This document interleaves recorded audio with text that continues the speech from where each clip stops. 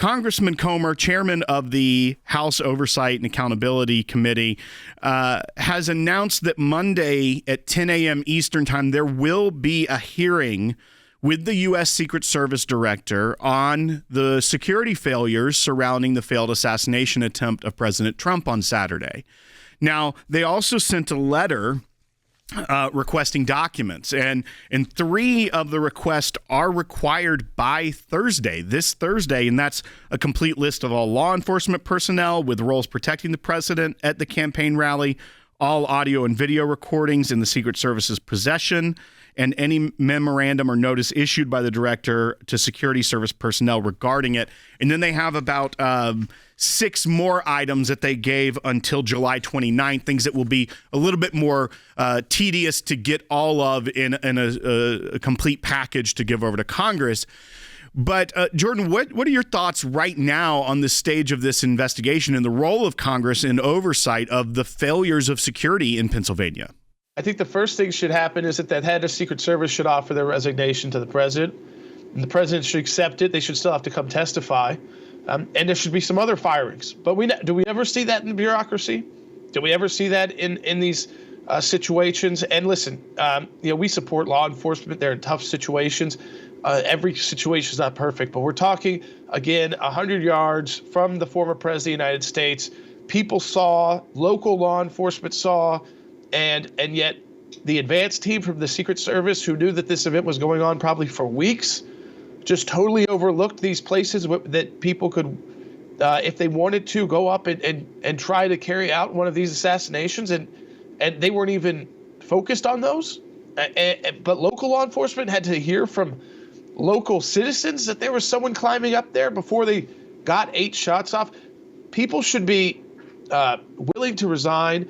And probably a decent amount of people, including on that advance team from the Secret Service, need to be fired. It's not necessarily the Secret Service that's traveling with President Trump on a daily basis that they're just showing up. They're showing up at the event to do their job, relying on the advance work of other Secret Service officers. I would usually never beat up on law enforcement, but in this case, it is law enforcement that needs to accept the blame for what happened and accept responsibility and explain to the American people, or else the American people are going to start thinking of theories that we don't want to go down in our country.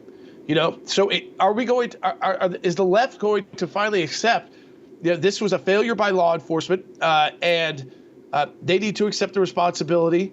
You can do that and still be pro-law enforcement. It's okay to say these individuals may not be the right people in charge at the Secret Service, and they may not be focused on the right thing, like making sure the leading presidential candidates in our country are safe. I mean, if you're J.D. Vance, you accepted this now. You've got 3 kids.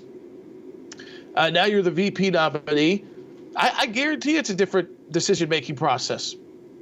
Being here was a different decision-making process. Walking down the street at the Republican National Convention is a different decision-making process.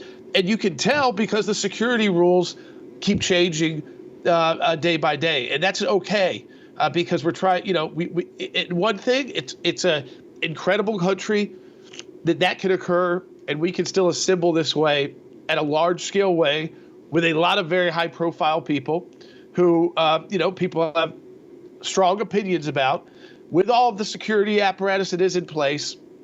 And that President Trump is here with that bandage on his ear. Again, I think walking in like he did to the convention last night, as most nominees would, just to view the convention, was a very strong statement. And I think, the American people on both sides of the aisle can't wait to hear from him. And I don't think it's up to him, by the way, to litigate this issue with law enforcement. I think he can point to the rhetoric, the demonization, the trying to destroy his business and his family and put him behind bars. And that's what Joe Biden's Department of Justice is trying to do, and the George Soros DAs are trying to do. And they have hit walls. But as we've talked about a number of times, only someone like President Trump could even afford the amount of legal work that's gone into this, being president and being at a post-presidency, and then willing to put himself back out there again for the country. What I can tell this that is different this time around, Will, is that Republicans, certainly the ones here at the convention, are way more united around President Trump. And I think that's because they saw what he did as president. And of course, they've seen what he has been willing to go through to stand up for Republican principles that many candidates have talked about and elected officials have talked about for years, but have never really carried out. Oh, it got too hard or too controversial, or he made a deal. And he actually does it, pays the price for doing it, both personally, economically, and now physically with being shot. And he is still here fighting for the American people. It's bigger than the Republican Party, but I also think it says a lot about the Republican Party. That's right, Jordan. And something you mentioned also was that you believe that the Secret Service director should step down. And Harry, we heard from the Secret Service director put out a statement that she will not be stepping down and that the buck does stop with her. My concern, and hopefully something will change and she will end up resigning from that position. But my concern is that this is more of the same from the Biden administration, where there is an administration, a branch of the executive branch that cannot do their job, and yet they remain in their post. Precisely. And so this intelligence failure in Pennsylvania last weekend follows the intelligence failures that the Biden administration has undergone with respect to the Afghanistan withdrawal. So I think what we have seen is gross negligence on the part of the Secret Service. We've also seen published reports indicating that Secret Service personnel indicated that they were under-resourced. In other words, there was insufficient manpower in Pennsylvania. This led up to the assassination attempt. Keep in mind that the shooter was spotted at least 90 to 120 seconds before any shots rang out.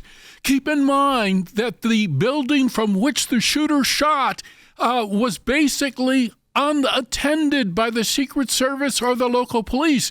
That is a gross intelligence failure, and now even MSNBC and Morning Joe are criticizing the Secret Service. She should resign immediately. Folks, we are in the middle of our Life and Liberty drive here at the ACLJ for this month, and this is the work we do, whether it be education and analysis on this broadcast, or whether it be educating the public through panels, as Jordan did this morning with his panel with Rick Grinnell and Ben Cisney on lawfare, or whether it be the FOIA requests that we have going out. Give today at aclj.org. Your gifts will be doubled during this Life and Liberty drive.